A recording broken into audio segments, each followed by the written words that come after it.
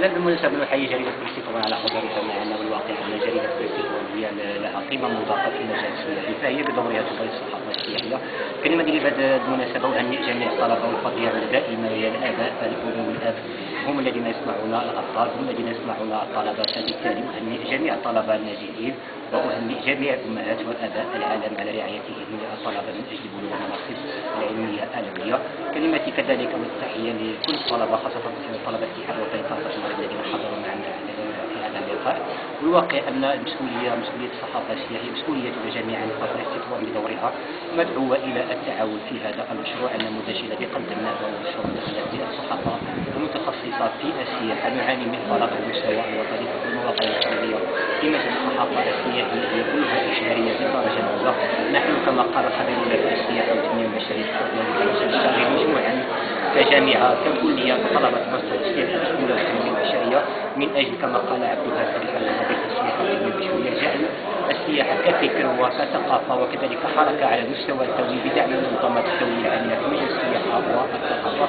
يمكننا أن نؤسس أول مرة في المغرب صحافة سياحية متخصصة في السياحة، صحافة علمية أكاديمية متبوية ترمي إلى التعريف بالمغرب بمؤهلاتها الثقافية السياحية التاريخية العمرانية. هذا تحدي كما قال الأستاذ المريني، فهو مغامرة مشروع صحافي من هذا القبل في المغرب صعب غير أننا نؤسس صحافة راقية، صحافة السياحة الطبيعة، صحافة الحيوانات التي تزور بها مناطقنا، وكذلك صحافة الإرث التاريخي الذي تظهر لنا الأشياء.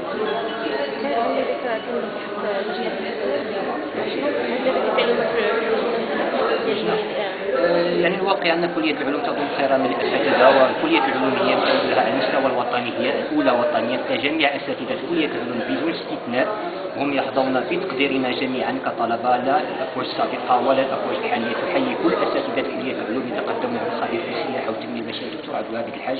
بفضل أساتذة كلية العلوم نحن تفوقنا في الدراسة وحققنا لما نصبو إليه من برامج ميدانية، فبالتالي نحن نحيي مجددا كل كلية العلوم وعلى رأسها السيد العميد محمد الرامي.